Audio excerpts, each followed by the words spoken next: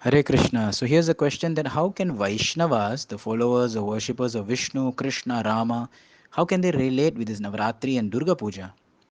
So, of course, yes, Navaratri and Durga Puja is actually mainly for the followers of Mata, the followers of Shakti, and they are known as Shaktas. But some Vaishnavas who may be previously worshipping other devatas, they may feel some sentiments. Our Vaishnava scriptures mention that there is no need for separate worship, because we know that by worshipping Krishna, everyone is happy. Like we look at the pranam mantra for Durga Devi. Sarva Mangala Mangalye Shive Sarvartha Sadike Sharanye Trayambake Gauri Narayani Namostute. She's Sarva Mangala Mangalye. She's the most auspicious of all auspiciousness. Shive, she's also full of auspiciousness. Sarva Artha Sadike. She can fulfill all your desires. Sharanye, she's a shelter. Trayambake, she has three eyes. Gauri, she's very fair. Narayani, she's the sister of Narayan, the energy of Narayan. Narayani, Namostute. So, in this way, we understand that Devi is actually very dear to Krishna, very dear to Vishnu. She's actually the sister, she's actually the energy.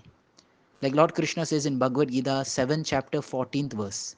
Daivihi esha gunamayi mama maya duradyaya mameva ye prapadyante mayam etam tarantite. This Gunamayi, the master of the three modes, is Devi, right? Krishna's energy. Maya, Duradya, is very difficult to overcome. But one who surrenders to Krishna, they can easily overcome Maya. So for a Vaishnava, when he sees Durga, sees Devi, sees Parvati, he understands that she is the sister of the Lord. She is Vishnu Mai, she is the energy of the Lord. She has a service of punishing the souls in this world.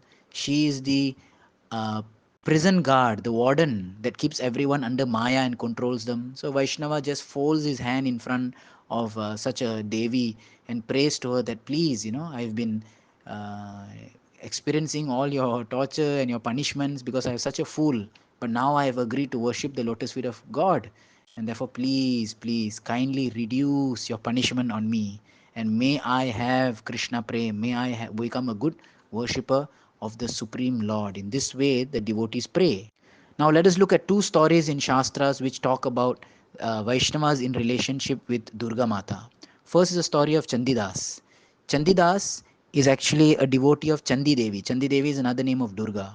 So Chandidas was staying in a house where he worships Durga, and he had beautiful gardens with so many flowers.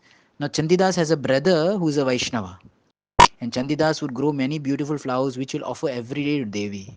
One day, his brother Vaishnava, now both of them are not very in good terms, the brother wanted to offer something to his Krishna deity. So he looked at his Chandidas garden and he saw beautiful flowers. He decided that let me today pluck some flowers. But because both are not in good terms, they would never, openly ask. So one day the brother of Chandidas thought that let me just, take some flowers. Anyways, my brother has so many flowers. So he sneaks out in the garden when Chandidas is not there, and he quietly plucks one flower. Just as when he plucked the flower, immediately Chandidas comes out, storms out of the house and said, "Hey, you thief! Why have you taken this flower?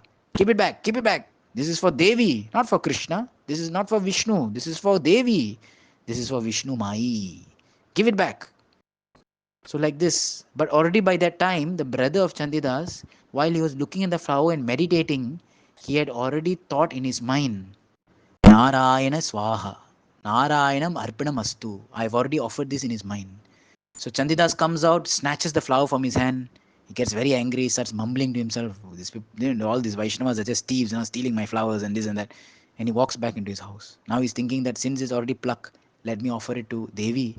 And just as he offers this flower to Devi, Devi being so pleased, Durga Mata, she appears out of the deity in front of Chandidas. And Chandidas is shocked. My dear mother, so many years every day I'm worshipping you with so many flowers. But why suddenly today you came and give me darshan?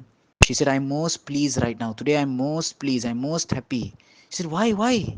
Is it because I chastised that Vaishnava? She said, no, no, no, no, no, no. Because I got the Mahaprasad of Vishnu.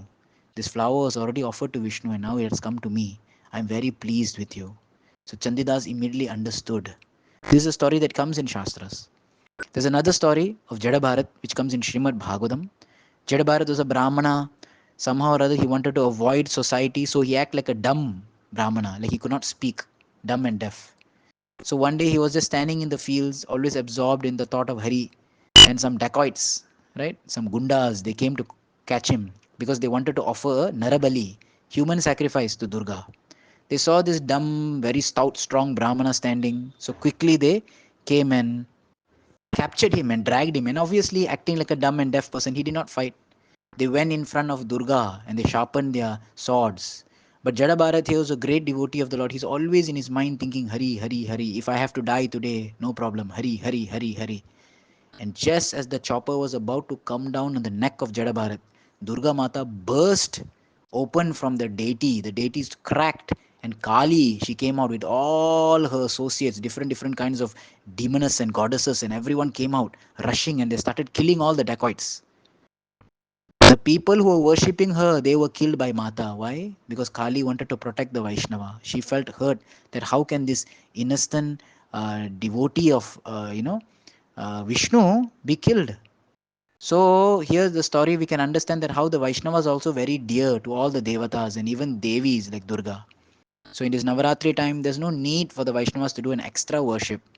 But for those who already maybe live near Durga temple, live near Devi temple, or who some Vaishnavas were previously some caste Brahmanas, they had been running Devi temples. No problem if you have something like that. Then you can just go and pay your respects, offer your obeisance, chant Hare Krishna in Vrindavan in Katyayani temple, right? The locals they actually go and worship Katyayani Devi by singing Gopi Geet, which the gopis sang. So these are kind of things which pleases her. Now, if one does not have all these around a person and one, said that I do not follow anything in Navaratri, it's okay. It's not a big sin. One can continue one's, worshipping of Lord Vishnu and Krishna. Nothing wrong in there. Respecting Devi in that aspects. But of course, Navaratri is like a special day. Everyone is celebrating. So we also go, but we go in the Vaishnava mood. Hare Krishna.